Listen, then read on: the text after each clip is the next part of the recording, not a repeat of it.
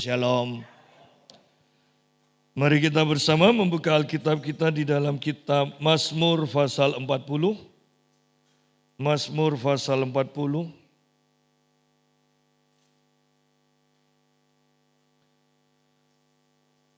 Kita mulai dari ayat yang pertama. Untuk pemimpin biduan, Mazmur Daud. Aku sangat menanti-nantikan Tuhan. Lalu ia menjenguk kepadaku dan mendengar teriakku minta tolong. Ia mengangkat aku dari lubang kebinasaan, dari lumpur rawa. Ia menempatkan kakiku di atas bukit batu, menetapkan langkahku. Ia memberikan nyanyian baru dalam mulutku untuk memuji Allah kita. Banyak orang akan melihatnya dan menjadi takut, lalu percaya kepada Tuhan. Berbahagialah orang yang menaruh kepercayaannya pada Tuhan, yang tidak berpaling kepada orang-orang yang angkuh atau kepada orang-orang yang telah menyimpang kepada kebohongan. Banyaklah yang telah kau lakukan ya Tuhan Allahku, perbuatanmu yang ajaib dan maksudmu untuk kami. Tidak ada yang dapat disejajarkan dengan engkau. Aku mau memberitakan dan mengatakannya, tetapi terlalu besar jumlahnya untuk dihitung. Kita berhenti sampai sini dulu. Judul perikopnya adalah syukur dan doa. Ya, dan ini adalah Mazmur Daud. Dikatakan, aku sangat menanti-nantikan Tuhan. Ya. Bukan hanya menanti-nantikan Tuhan, tetapi di sini dikatakan sangat menanti-nantikan Tuhan. Ya, berarti ada tekad yang kuat. Dia mengandalkan Tuhan, dan saya menangkap bahwa kata sangat menanti-nantikan Tuhan, dia tidak akan beranjak sebelum Tuhan menjawab doanya. Ya. Seharusnya ini yang diajarkan dan dipegang oleh semua orang Kristen. Bahwa ketika kita berdoa, kita harus penuh keyakinan Tuhan pasti akan menjawab. Kalau belum menjawab, nantikan terus. Kalau belum menjawab, datang lagi seperti janda yang menghadap kepada hakim. Pertama tidak dijawab, datang lagi. Hari kedua tidak dijawab, datang lagi. Sampai dijawab. Bukan seperti kebanyakan hamba Tuhan ajarkan bahwa kalau Tuhan tidak menjawab doa kita, maka itu adalah Tuhan ingin kita menjadi semakin dewasa kerohanian kita. Mana bisa semakin tidak dijawab, berarti kita semakin dewasa rohani. Loh, ini ajaran dari mana? Ya. Tetapi kalau mau jujur, bukankah ini sekarang yang diajarkan oleh banyak hamba Tuhan? Kenapa? Karena doa yang berjam-jam itu sudah dihilangkan di banyak gereja. Karena puasa yang sebenarnya sudah banyak dihilangkan oleh banyak gereja. Sehingga kita mendapati gereja yang lemah, gereja yang hanya bisa berbantah-bantah, gereja yang hanya bisa menantikan kematian dan kebangkitan Kristus. Seharusnya kita mempunyai gereja atau Tuhan menginginkan gereja yang bergerak, yang mempunyai doa-doa yang dijawab, yang mempunyai kuasa, yang mempunyai otoritas. Oleh karena itu, mari kita kembali kepada firman Tuhan. Pemazmur di sini mengatakan, aku sangat menanti-nantikan Tuhan. Lalu ia menjenguk kepadaku, dia datang. Tuhan datang kepada orang yang sangat menanti-nantikan dia. Dan di sini perhatikan, dan mendengar teriakku minta tolong, berarti dijawab. Berarti dijawab. Nah, bukankah ini ayat yang sangat melegakan dibandingkan dengan pengajaran bahwa kedewasaan rohani kita ditentukan oleh Ketika kita berdoa dan tidak dijawab oleh Tuhan, kita tetap bersyukur dan terus percaya pada Tuhan. Bagaimana mungkin percaya dan tidak dijawab oleh Tuhan? Bagaimana mungkin kita mengatakan punya iman tetapi tidak pernah mendapat jawaban dari Tuhan? Bahwa Tuhan kita adalah Tuhan yang nyata. Ketika Dia menjawab, maka kita mendapatkan hasilnya. Ya.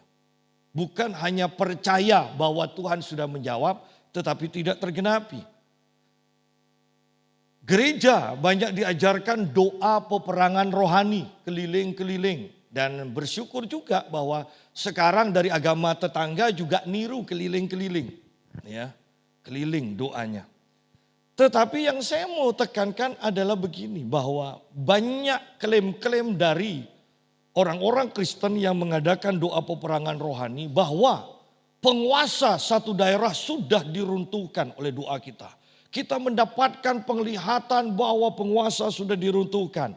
Tetapi mengapa bertahun-tahun tidak terjadi perubahan secara jasmani? Kalau memang itu terjadi di alam roh, maka pasti juga akan terjadi di alam jasmani. Ya, artinya bahwa doa itu harus dijawab, bukan hanya diklaim, tetapi harus dijawab oleh Tuhan dan terjadi atau kita terima secara jasmani. Ya. Oleh karena itu ayat ini sangat sederhana tetapi jelas dan tidak perlu mendapatkan penjelasan secara rohani. Aku sangat menanti-nantikan Tuhan. Saya sederhanakan, aku terus menantikan Tuhan. Kalau Tuhan tidak menjawab, aku tidak berhenti. Aku akan terus menantikan Tuhan, aku akan terus ada di hadapan Tuhan. Sampai Tuhan menjawab aku, baru aku pergi. Ya. Ini sederhananya. Lalu Tuhan menjenguk kepadaku dan mendengar teriakku minta tolong. Teriakku minta tolong. Berarti kalau belum didengar harus lebih kuat lagi berdoa. Ya. Harus lebih kuat lagi. Dan doa dengan suara terdengar, doa dengan suara keras, bahkan di sini dikatakan teriakku minta tolong. Saya percaya bahwa ini bukan hanya sekedar bahasa rohani. Tetapi saya percaya ini juga arti secara harafiah bahwa mereka sampai berteriak. Nah, kembali perhatikan bahwa banyak gereja yang alergi dengan suara yang keras. Mereka senang pada keheningan dan kemudian diambilkanlah ayat yang mengatakan Tuhan adalah Tuhan yang sopan. Tetapi sebenarnya secara umum saya justru mempunyai Allah yang lebih mengutamakan kegairahan. Yang lebih mengutamakan api yang menyala-nyala di dalam manusia roh kita. Bahwa kita harus bersemangat. Ia menjenguk kepadaku dan mendengar teriakku minta tolong. Dan manifestasinya di ayat yang ketiga. Dikatakan, Tuhan mengangkat aku dari lubang kebinasaan. Anda bisa artikan sendiri ini, dari lubang kebinasaan. Mungkin kehancuran perekonomian, mungkin kesehatan yang hancur, mungkin keluarga yang hancur. Dan Tuhan mengangkat aku dari lubang kebinasaan. Artinya Tuhan memberikan kelimpahan, artinya Tuhan memberikan kesembuhan. Artinya Tuhan memberikan pemulihan. Sidang jemaat, inilah Tuhan kita. Inilah jawaban doa. Inilah kita ketika berdoa, Tuhan pasti jawab. Kalau belum jawab, jangan berhenti. Anda harus terus berdoa. Sehingga ini akan melatih kita menjadi orang yang gigih. Orang yang pantang menyerah.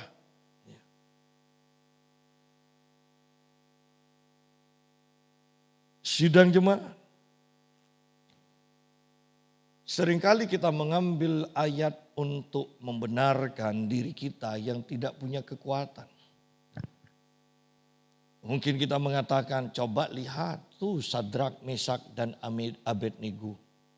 Bahwa sekalipun Tuhan tidak menjawab, dia tetap setia. Ingat itu kalimat terakhir. Tetapi di dalamnya tersirat bahwa Allah pasti menolong mereka. Alternatif terakhir, ketika Tuhan tidak menolong, kalau seandainya, perhatikan seandainya loh, berarti ini berbicara sikap hati. Tetapi bukan kebenaran yang akan terjadi, kebenarannya yang akan terjadi bukan seperti itu. Karena kata seandainya Tuhan tidak menolong, maka kami tetap, iman kami tetap percaya kepadanya. Kami tidak akan menyembah.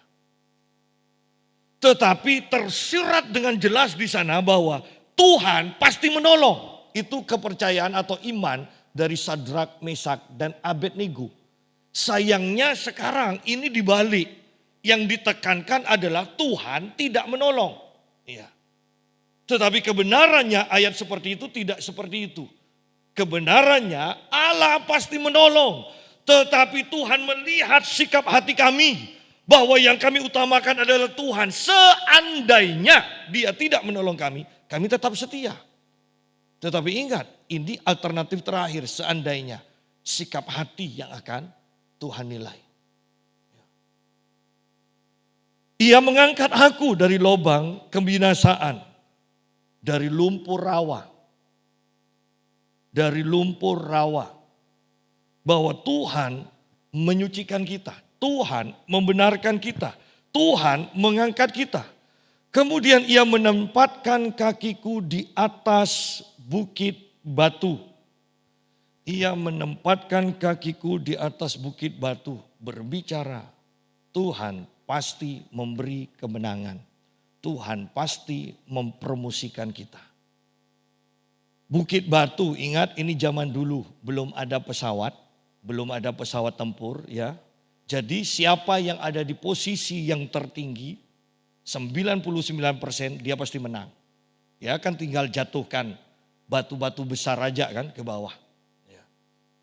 Oleh karena itu kalau kita lihat peperangan zaman dulu di benteng-benteng, kan di atas itu yang ada di atas benteng itu yang lebih gampang untuk memanah, untuk melempar batu dan segalanya. Ya. Jadi ketika berbicara Tuhan menempatkan kakiku di atas bukit batu. Itu berbicara Tuhan memberi kemenangan kepada kita. Tuhan memberikan promosi demi promosi bagi kita. Tuhan akan beri kemenangan. Sidang jemaat. Sayangnya kembali di akhir zaman ini. Di mana Alkitab katakan bahwa Injil kerajaan akan diberitakan. Kita terjebak dengan pengajaran yang penuh dengan kelemahan di mana kuasa Allah tidak diutamakan untuk diberitakan. Saya mendapati hamba-hamba Tuhan yang kalah. Saya mendapati hamba-hamba Tuhan yang tidak punya kuasa. Saya mendapati hamba-hamba Tuhan yang berjiwa pengemis. Ya, kami sidang raya dan di dalam sidang raya saya mendapatkan cerita-cerita ini hamba Tuhan suka minta-minta. Ini begini, ini begini.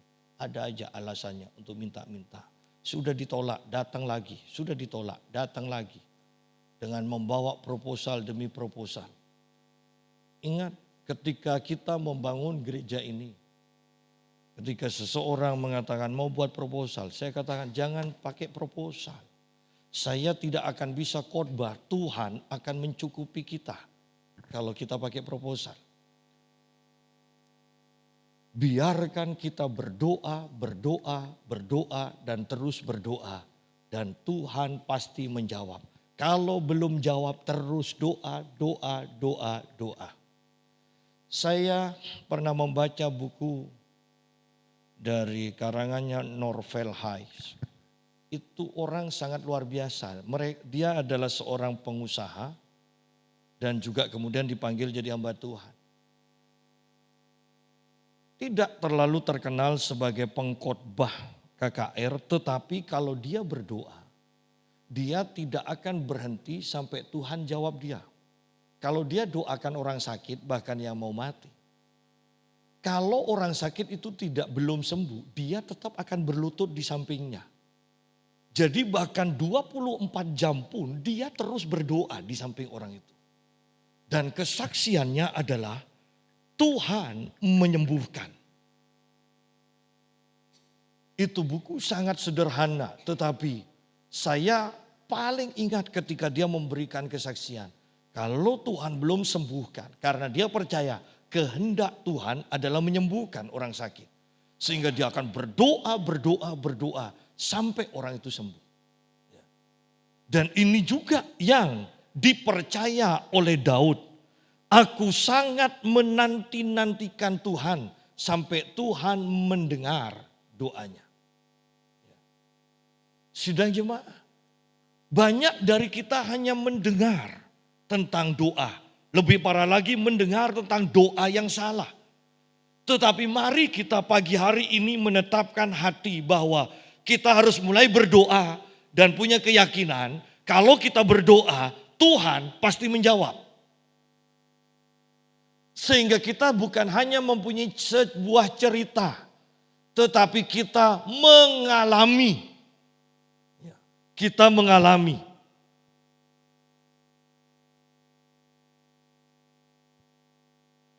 Ia menempatkan kakiku di atas bukit batu, menetapkan langkahku. Ketika saya pergi ke sidang raya, banyak yang kenal ke saya dan mengatakan, kenapa kok tidak daftar jadi anggota MP? Saya katakan, saya tidak tertarik.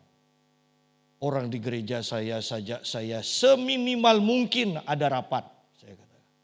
Dan mereka kaget, kok ada gereja model seperti ini. Ya. Tetapi saya juga ceritakan, untuk apa saya dapat kedudukan secara jasmani. Saya mau ceritakan kepada teman yang akrab dengan saya. Saya mau ceritakan satu kejadian, saya katakan. Bahwa sebelum Ishak meninggal sebulan sebelumnya, ada seorang nabi yang datang ke gereja kami dan bernubuat. Warisan doa dari pendiri gereja GPPS Tuhan tempatkan di tempat ini. Dan kita tahu bagaimana ketika kita berdoa ya, kita dilawat Tuhan dan tidak bisa berhenti berdoa. Tepat setelah Ishak Leo dipanggil Tuhan. Jadi kalau warisan rohani sudah Tuhan berikan, kenapa kita mau mengejar yang jasmani? Ya. Dan mereka baru mengetahui itu. Dan walaupun saya jarang di GPPS, ternyata mereka juga kenal. Saya tahu kamu, saya mengikuti perjalananmu di Facebook, di Instagram. Dia katakan. Seseorang mengatakan juga, saya mau dekat-dekat Pak Yusa. Ada apa dekat-dekat? Supaya impartasinya mengalir. Loh, ini teman sekolah Alkitab saya loh. Sidang jemaah. Bahwa ketika kita mengalami Tuhan, saya mau tekankan begini. Sikap kita, pembicaraan kita akan berbeda dengan orang yang tidak mengalami Tuhan. Boleh mempunyai segudang titel, segudang pengalaman, pelayanan. Tetapi tanpa mengalami Tuhan, hanya mengalami pelayanan. Tanpa mengalami Tuhan, yang saya mau tekankan, kalau Tuhan adalah penyembuh, dia pernah mengalami Tuhan menyembuhkan. Kalau Tuhan maha kaya, dia akan pernah mempunyai kelimpahan yang Tuhan berikan. Ketika kita punya pengalaman dengan Tuhan, sikap kita, pembicaraan kita akan berbeda dengan orang kebanyakan.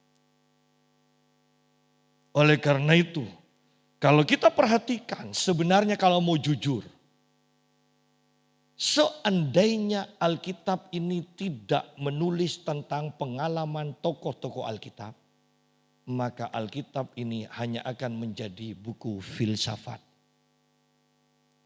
Yang membedakan adalah Tuhan yang nyata dan orang-orang yang mengalami dan mempunyai pengalaman dengan Tuhan. Itu yang membuat buku ini menarik. Ya. Untuk menghindari kegagalan, kita bisa membaca, mempelajari tentang pengalaman tokoh-tokoh yang gagal. Untuk mengalami keberhasilan, kita bisa mempelajari dari kehidupan tokoh-tokoh yang berhasil di dalam Alkitab. Semuanya tertulis dan disertai dengan contoh kejadian yang nyata. Bukan hanya hanya pengajaran, bukan, tetapi kehidupan yang nyata. Nah, ayat yang keempat di sini dikatakan, ia memberikan nyanyian baru dalam mulutku untuk memuji Allah kita. Banyak orang akan melihatnya dan menjadi takut lalu percaya kepada Tuhan. Banyak orang yang melihat. Lalu di sini kan dikatakan Tuhan memberikan nyanyian baru dalam mulutku dan memuji Allah kita. Seharusnya kan banyak orang akan mendengar dan menjadi takut. Ini pujian yang bagaimana? Saya percaya bahwa Tuhan memberikan nyanyian baru. Itu karena sebelum kita menyanyi nyanyian baru ini, sebelum Tuhan menempatkan nyanyian baru di dalam mulut kita, Tuhan memberikan pengalaman hidup kepada kita.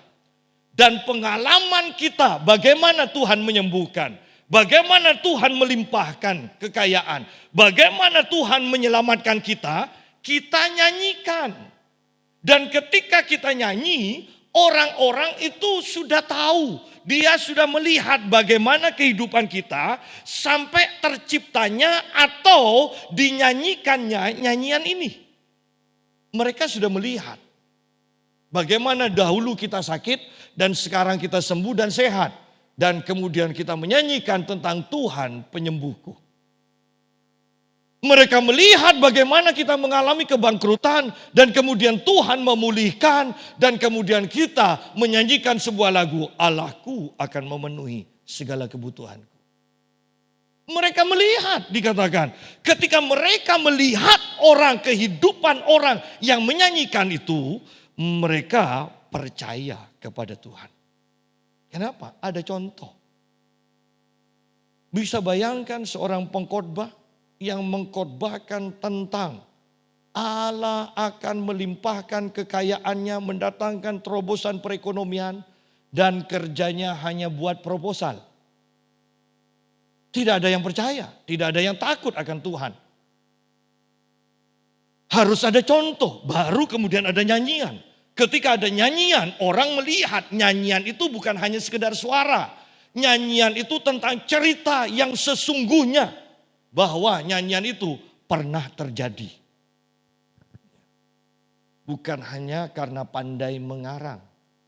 Ya, bukan hanya karena pandai untuk membuat pujian. Bukan. Ya. Kalau kita perhatikan bagaimana lagu Haleluya 12 kali itu bisa sampai tetap paling diingat. Aku memuji kebesaran-Mu. Bagi kita bahkan Tuhan Yesus tidak berubah. Ya kan? Sampai bertahan seperti itu. Kenapa? Kerja buat Tuhan selalu manisi. Api Pentakosta menyala. Ya. Kenapa? Karena itu lagu sesederhana itu. Tetapi itu terjadi karena sebuah pengalaman. Ketika lagu yang karena pengalaman terjadinya itu dinyanyikan, maka hadirat Tuhan juga akan melanda orang yang mendengarnya. Itu yang membuat perbedaan antara lagu yang hanya karena diaransemen, dikarang oleh orang-orang yang memang terlatih di dalam musik, dan dibandingkan dengan lagu yang terjadi karena sudah mengalami. Perbedaannya di sana. bahwa lagu yang hanya dikarang itu hanya akan menjamah jiwa. Tetapi lagu yang terjadi karena pengalaman dengan Tuhan, maka itu akan menjamah hati dari orang yang mendengarnya. Bahkan bagi kita yang menyanyi pun kita bisa bandingkan bahwa ketika itu hanya sekedar kita suka sama lagunya, atau karena lagu itu mempunyai pengalaman yang sama dengan kita, kan beda. Ya. Dan di sini pemazmur Daud itu mendapatkan nyanyian baru karena dia punya pengalaman. Kalau Anda perhatikan di dalam kitab Keluaran, ketika bangsa Israel sudah menyeberang laut itu, Laut Merah itu, maka kemudian Maryam menyanyikan lagu. Di dalam Keluaran pasal 15 kalau tidak salah, itu lagu dari Maryam, pujian dari Maryam. Isinya tentang Allah membuat mujizat. Allah memimpin umatnya untuk menyeberangi laut itu.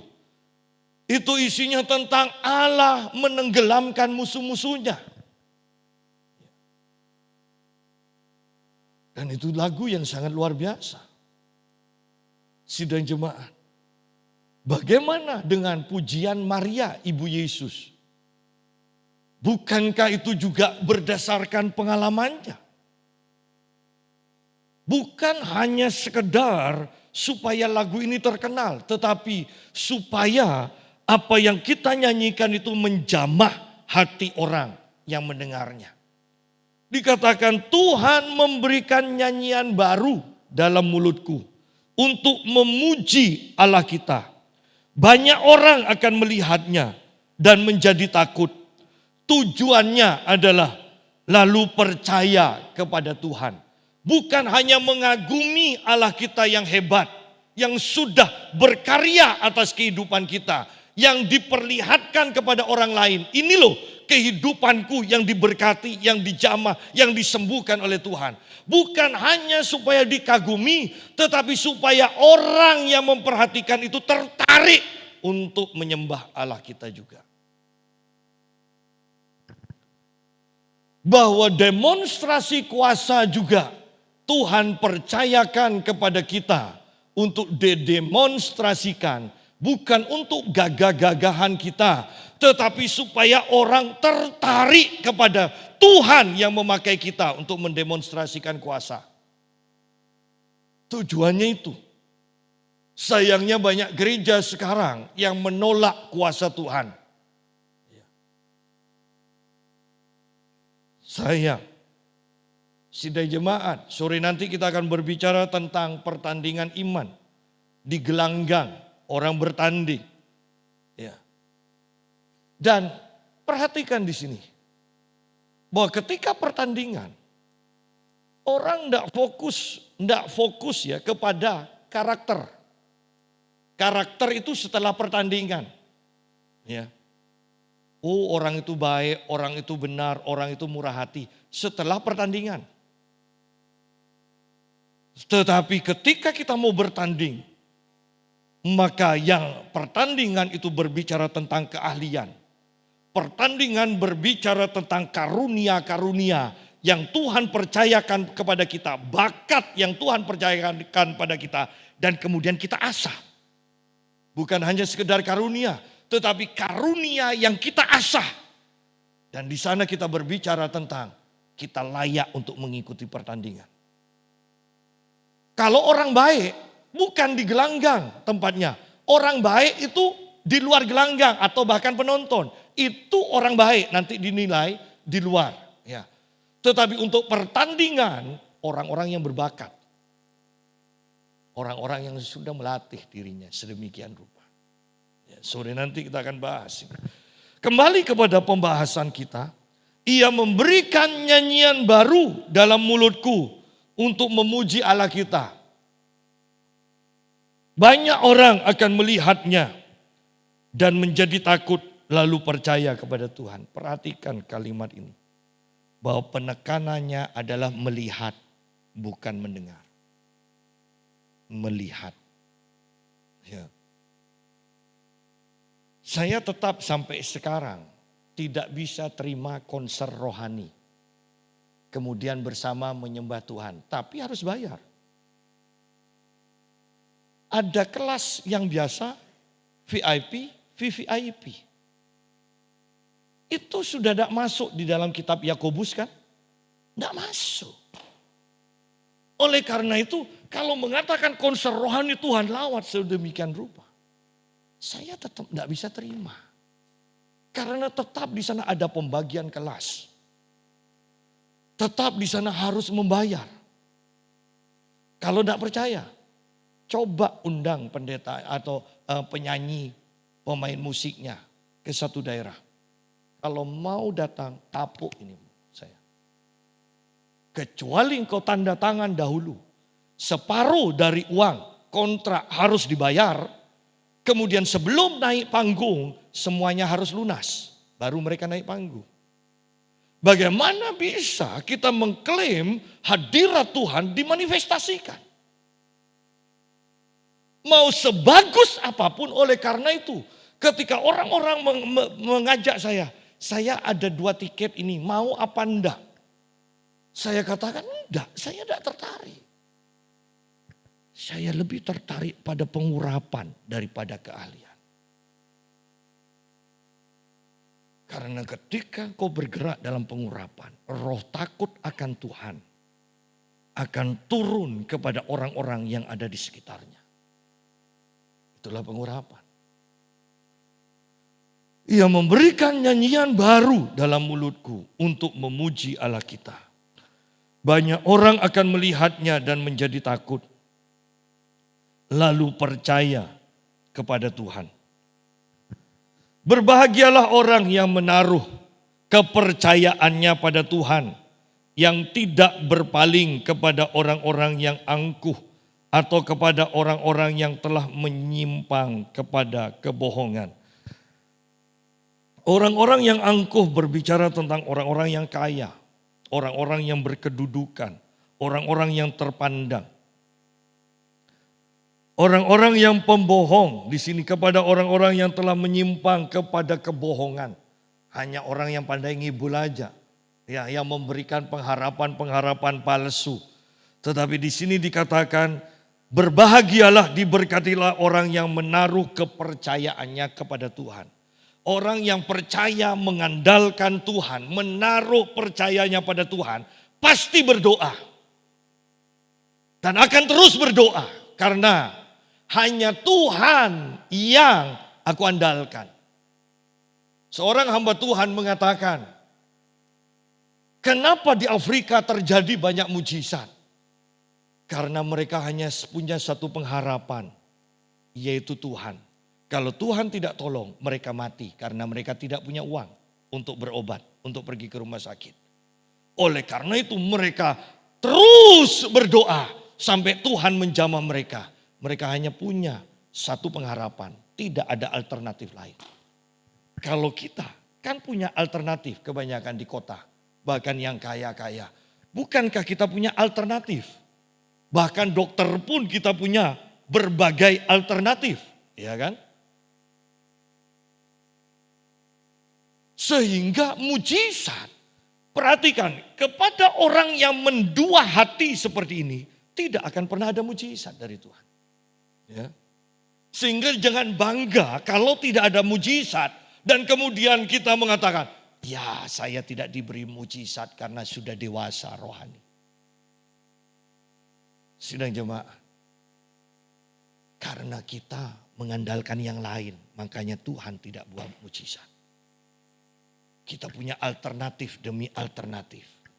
Di sini dikatakan, kita mau memilih kepada orang yang bisa memberikan, pandai memberikan pengharapan-pengharapan palsu, kebohongan, atau kepada orang angkuh, orang terpandang, orang kaya, atau kepada Tuhan. Pilih, tidak boleh ketiga-tiganya. Tetapi salah satu saja yang harus dipilih.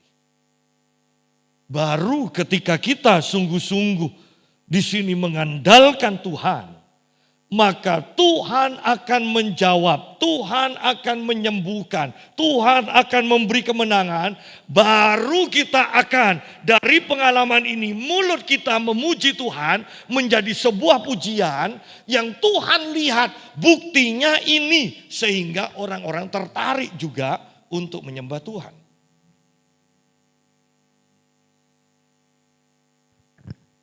Banyaklah yang telah kau lakukan ya Tuhan Allahku.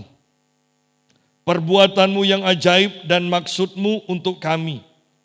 Tidak ada yang dapat disejajarkan dengan Engkau. Perhatikan di sini kalimat-kalimat ini. Banyaklah yang telah kau lakukan ya Tuhan Allahku. Karya-karya Tuhan, jawaban Tuhan itu banyak dikatakan. Banyak. Berarti kalau banyak, kita ini akan kerjaan kita hanya ngitung apa yang Tuhan sudah kerjakan. Ya kan? Dari bangun pagi, mata kita terbuka itu sudah mujizat. Ya, kita bisa bernafas tanpa bantuan. Ya, alat pernafasan bukankah itu mujizat? Dan lebih spesifik ketika kita butuh sesuatu Tuhan kerjakan. Ketika kita butuh yang lain Tuhan kerjakan. Ketika kita berdoa Tuhan jawab. Sehingga di sini dikatakan banyaklah yang telah kau lakukan ya Tuhan Allahku. Banyak. Bagaimana mungkin kalau kita itu menerima banyak pekerjaan Tuhan tapi kita masih mengalami kesepian. Berapa banyak orang-orang Kristen yang sering masih mengalami kesepian. Berapa banyak orang Kristen yang sukanya rekreasi hanya untuk menghilangkan kejenuhan. Tidak salah dengan rekreasi, tetapi kalau tidak rekreasi Anda jenuh itu yang salah. Ya. Kenapa? Karena di sini dikatakan banyaklah yang Tuhan sudah kerjakan atas hidup kita. Berarti kan hidup kita ini meriah dengan karya Tuhan. Bagaimana bisa sepi? Bagaimana bisa jenuh kalau Tuhan selalu berkarya dalam kehidupan kita? Ya. Tuhan selalu berkarya, banyak yang telah kau lakukan ya Tuhan Allahku. Perbuatanmu yang ajaib. Perbuatanmu yang ajaib. Anda bisa bayangkan, oh pantainya bagus. Ya kan kalau rekreasi. Anda bisa bayangkan. Kanker tiba-tiba lenyap. Bagaimana respon kita? Di sini dikatakan perbuatanmu yang ajaib. Perbuatanmu yang ajaib. Anda bisa bayangkan kekaguman kita ketika kita tidak punya uang dan butuh uang dan kita tidak cerita pada orang. Tetapi kemudian ada orang yang datang memberkati kita. Mengatakan tergerak. Saya digerakkan Tuhan. Saya kok tiba-tiba ingat kepada kamu. Nah, bukankah hidup kita tidak mungkin sepi kalau mengalami seperti ini? Perbuatanmu yang ajaib. Bukan hanya pemandangan yang ajaib. Perbuatan Tuhan yang kita alami itu ajaib. Tidak mungkin sepi. Tidak mungkin jenuh. Karena kita sering dan banyak kali mengalami perbuatan ajaib dari Tuhan. Perbuatanmu yang ajaib dan maksudmu untuk kami. Lihat bahwa maksud Tuhan, rencana Tuhan adalah menolong kita, menyembuhkan kita. Tuhan menunggu kita untuk mengerti maksudnya dan meminta supaya maksud itu terjadi atas hidup kita. Tetapi rencana Tuhan untuk menyembuhkan sudah ada. Rencana Tuhan untuk memberkati kita sudah ada. Rencana Tuhan untuk memberi kemenangan pada kita sudah ada. Tuhan tinggal tunggu apakah anakku mengetahui maksudku dan berani memintanya. Bayangkan seorang anak yang tahu maksud-maksud orang tuanya untuk dirinya. Bayangkan seorang anak yang tahu bahwa ada sebuah kado yang orang tuanya siapkan. Maka anak itu akan berani untuk berharap, berani untuk meminta. Dan anak itu tidak akan berpikiran Jangan-jangan hadiah itu dikasihkan pada orang lain. Jangan-jangan kalau aku minta aku itu tidak dikasihkan. Tidak mungkin. Karena sudah tahu itu untuk aku. Itu untuk aku. Ketika kita mengenal Tuhan dengan benar. Maka kita tahu bahwa Tuhan itu mempunyai maksud-maksud yang baik pada kita. Beranilah meminta. Bahkan Alkitab juga mengatakan. Tuhan turut bekerja untuk mendatangkan kebaikan. Turut bekerja bahwa ketika kita digerakkan, tergerak untuk berdoa. Bukankah ini sebenarnya adalah Tuhan sedang bekerja dahulu dalam hati kita. Menggerakkan kita untuk berdoa. Supaya yang baik itu terjadi atas hidup kita. Itulah Tuhan kita. Alami Tuhan, sungguh-sungguh alami Tuhan. Ya. Sungguh-sungguh alami Tuhan.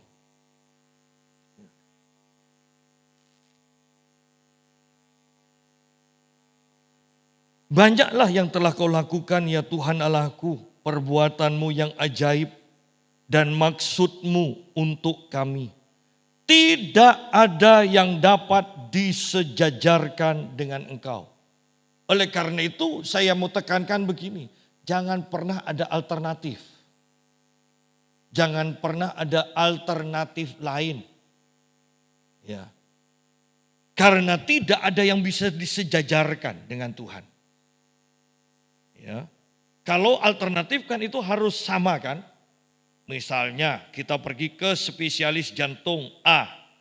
Kok enggak berhasil? Kita enggak akan cari yang dokter umum kan. Kita akan cari spesialis jantung yang lain lagi. Nah, itu disejajarkan. Tetapi di sini dikatakan Daud di sini mengatakan tidak ada yang dapat disejajarkan dengan engkau. Oleh karena itu Daud selalu mengalami kemenangan di dalam peperangannya. Oleh karena itu Daud selalu mendapatkan jawaban doa dari Tuhan. Kenapa? Karena Daud hanya mempunyai satu Tuhan yang diandalkan. Tidak ada yang lain. Dan di sini jelas, di sini dikatakan. Tidak ada yang dapat disejajarkan dengan Tuhan. Kalau kita mempunyai prinsip seperti ini. Maka kita akan mengalami doa-doa yang dijawab oleh Tuhan. Aku mau memberitakan dan mengatakannya. Tetapi terlalu besar jumlahnya untuk dihitung. Ya. Karena banyak di sini dikatakan terlalu besar jumlahnya untuk dihitung. Aku mau memberitakan dan mengatakannya. Aku mau menyaksikannya. Aku mau menyaksikannya. Kalau dahulu Tuhan sering berkarya atas hidup kita. Dan kemudian sekarang Tuhan jarang atau bahkan tidak pernah. Jangan-jangan ada yang keliru dalam kehidupan kita. Jangan-jangan kita mulai mengandalkan hal yang lain selain Tuhan. Karena kalau kita memang mengandalkan Tuhan. Bahkan sampai putih rambut kita Tuhan terus menggendong. Artinya bahwa Tuhan akan terus berkarya bersama kita. Sidang jemaah, bukankah sangat luar biasa? Ya. Ketika kita mempunyai Tuhan, hidup kita akan luar biasa. Ketika saya di sidang raya, teman saya melihat bahwa pendeta-pendeta yang senior, yang umur 80 lebih, itu dikatakan, kok bisa ya ketawa-ketawa sama kamu? Padahal tante itu jarang loh ketawa dan itu ditakuti oleh banyak orang. Kok bisa ngakak sama kamu? Loh saya tidak tahu, saya bilang. Saya tidak tahu. Seorang tante, seorang gembala, ya, dia tanya ke saya, umur 82 tahun, dia tanya ke saya. Sak, kamu naik apa? Saya naik pesawat tante. Wah, hebat ya kamu. Bukan tante. Sudah tua, gampang capek. Tante naik apa? Tante naik mobil. Oh iya, orang tante masih muda, kuat naik mobil. Oh rame itu, satu ruangan yang dengar rame. Ya, kan betul, kamu itu memang ya seperti papamu suka banyol. Padahal saya pikir saya tidak ada persisnya sama papi. Ya. Kemudian seorang tante lagi mengatakan, dilihat oleh teman saya, kok bisa itu kan paling bengis. Dia kata, kok bisa akrab sama kamu? Saya tidak tahu. Ya. Yang pasti kita kan bawa sesuatu kan dari Tuhan kan. Kita bawa sesuatu. Saya katakan, dia katakan, Sak nanti saya undang kamu ke tante undang kamu ke tempat tante. Alah tante tidak punya nomor HP-nya Yusa. Dan dia katakan begini, lu tante punya, mau ditelepon sekarang kamu? Tidak mungkin lah, punya, ayo tak telepon ya. Sudah, tidak usah tante. Tetapi Anda lihat, ingat loh, ini denominasi kita sukar untuk menghargai yang lebih muda, yang junior. Ya, lebih muda, sukar. Tetapi saya mau tekankan kembali, ketika Tuhan bersama kita, banyak perbuatan ajaib yang akan menyertai kita. Sidang jemaat, perhatikan ini. Bahkan ketika hamba-hamba Tuhan yang lain dari daerah, saya kasihan, dia katakan, kami harus jual kambing, jual ayam supaya bisa sampai di sini. Teman saya katakan, saya sudah 1 bulan perjalanan. Singgah ke tempat ini pelayanan, dapat berkat. Singgah lagi ke tempat ini dapat pelayanan. Akhirnya sampai 1 bulan. Demi untuk bisa sampai ke Jakarta. Dan mereka mendengar, kamu naik apa sah? Pesawat. Wah hebat, enggak, saya dibayari. Saya dibayari. Dan bahkan sampai penjemputan pun saya sampai masih ditelepon. Enggak bayar apa-apa kan, enggak ditagih apa sama taksinya, soalnya sudah dibayar. Enggak. Jadi banyak perbuatan ajaib yang Tuhan kerjakan.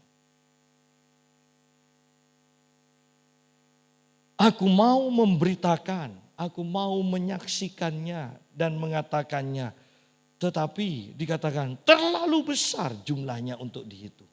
Berarti butuh waktu untuk kita harus menyediakan waktu untuk mengingat-ingat, merenungkan apa yang Tuhan sudah kerjakan dalam hidup kita. Kenapa? Karena terlalu banyak. Kalau terlalu banyak berarti ada yang kelupaan nanti. Kita butuh waktu untuk merenungkan, untuk mengingat-ingat. Berarti butuh perencanaan juga. Oh nanti aku mau menyaksikan yang ini dulu. Nanti ibadah lagi aku mau menyaksikan ini. Kenapa? Karena terlalu banyak. Terlalu banyak. Saya percaya bagi yang belum mengalami. Mulai saat ini dan ke depannya engkau akan mengalami. Karena ini waktu-waktu yang terakhir. Bahwa semua persediaan surga Tuhan akan obral kepada kita. Akan banyak mujizat terjadi. Ayat yang ke-7. Engkau tidak berkenan kepada korban sembelihan dan korban sajian. Tetapi engkau telah membuka telingaku. Korban bakaran dan korban penghapus dosa tidak engkau tuntut. Lalu aku berkata, sungguh aku datang. Dalam gulungan kitab ada tertulis tentang aku. Aku suka melakukan kehendak-Mu ya Allahku. Taurat-Mu ada dalam dadaku. Saya sederhanakan aja karena ayat yang ke-8 dan 9 itu juga berbicara tentang nubuatan tentang Yesus ya. Tentang Tuhan Yesus, kedatangan Yesus ke dunia untuk menggenapi rencana Bapa. Tetapi ayat 7 sampai ayat yang ke-9 saya sederhanakan bahwa Tuhan lebih mengutamakan hubungan daripada liturgi keagamaan. Ya. Buktinya di sini bahwa engkau telah membuka telingaku. Bagaimana kalau telinga kita tidak dibuka? Tidak bisa didengar. Ya. Sudah tidak bisa dengar suara Tuhan dalam hati, mata rohani kita juga tidak melihat. Ya. Yang umum kan telinga. telinga. Di sini engkau telah membuka telingaku. Bahwa Tuhan memberikan kepada kita telinga yang mendengar supaya kita bisa menjalin hubungan dengan Tuhan. Tanpa telinga yang mendengar, kita tidak bisa menjalin hubungan yang benar dengan Tuhan.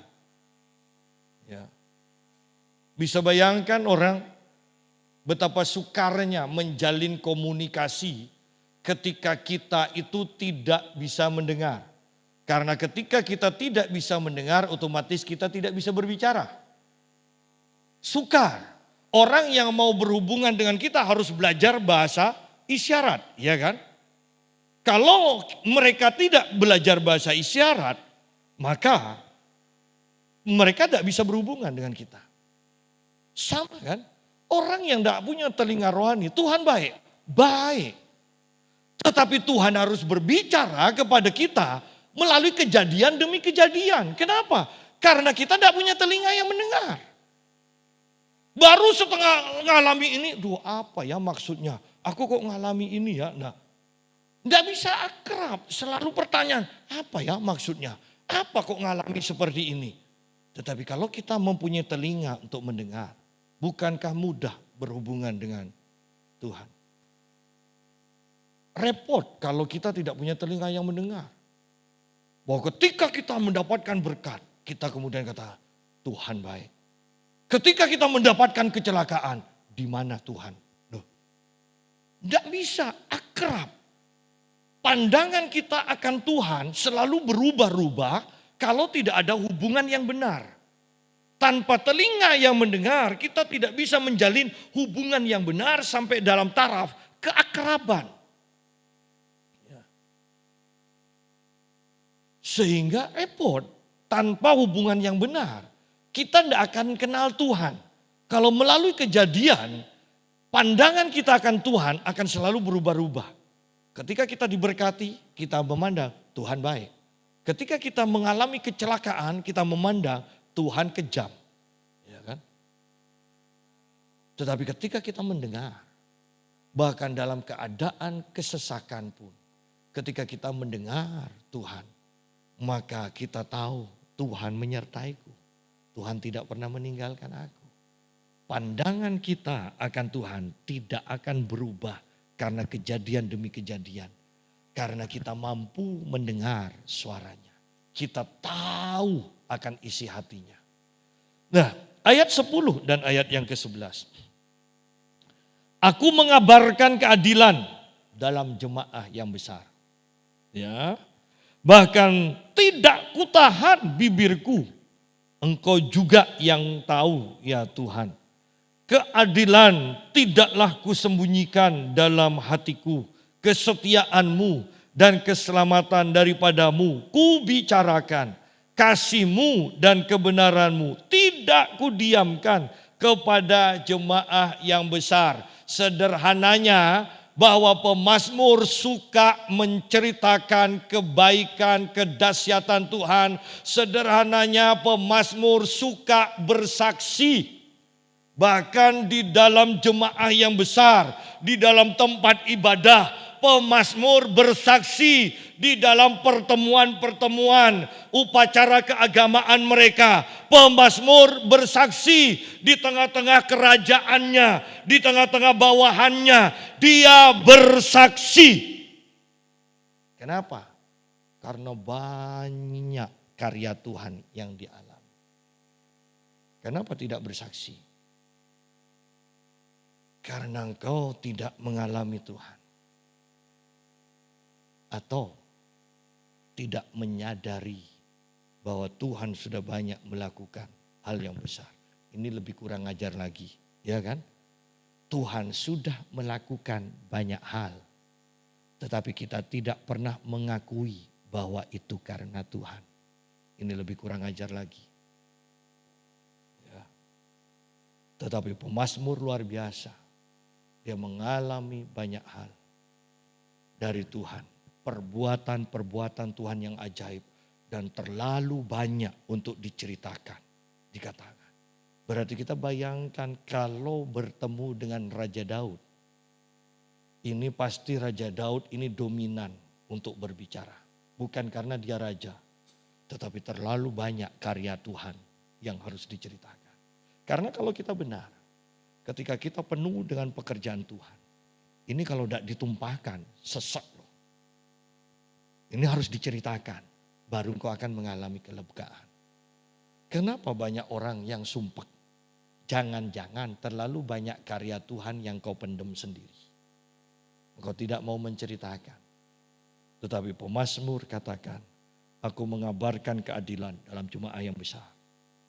Dia bersaksi, bahkan tidak kutahan bibirku. Engkau Tuhan juga yang tahu ya Tuhan. Tidak ditahan. Kan banyak orang bersaksi yang mengatakan, saya sudah coba tahan. Tapi akhirnya Tuhan gerakkan. Tidak mau dari belakang langsung lari. Saya tidak mau menahan kebaikan Tuhan, saya mau cerita. Tetapi yang kita dengar selalu, setelah saya tahan-tahan saya kok tidak enak. Jangan tidak enak. Jangan ditahan. Kebaikan Tuhan kata pemazmur. Ini yang dia ceritakan. Keadilan tidaklah kusembunyikan. Tidak disembunyikan sederhananya pekerjaan-pekerjaan yang Tuhan sudah kerjakan, pekerjaan ajaib itu. Tidak disimpan di dalam hatinya. Kesetiaanmu dan keselamatan daripadamu aku bicarakan. Ya, disaksikan, dibicarakan. Kasihmu dan kebenaranmu tidak kudiamkan kepada jemaah yang besar. Semakin banyak orang yang mendengarnya, bukan sungkan, bukan takut, tetapi justru semakin bersemangat supaya mereka mengenal Tuhan yang besar ini, yang sudah berkarya dalam kehidupan kita. Biarlah firman yang kita dengar ini akan membuat kita mempunyai pujian-pujian, nyanyian yang baru dalam mulut kita. Yang mungkin orang katakan ini lagu apa kok tidak enak. Hanya penuh dengan semangat dan cerita kebesaran Tuhan. Iya, karena itu pengalaman kita dengan Tuhan.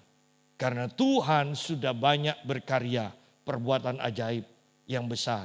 Yang Tuhan kerjakan dalam hidup kita. Tuhan akan memberikan nyanyian-nyanyian baru. Dan Anda tahu itu terjadi karena engkau punya pengalaman demi pengalaman yang ajaib dengan Tuhan. Tuhan memberkati. Mari kita berdoa.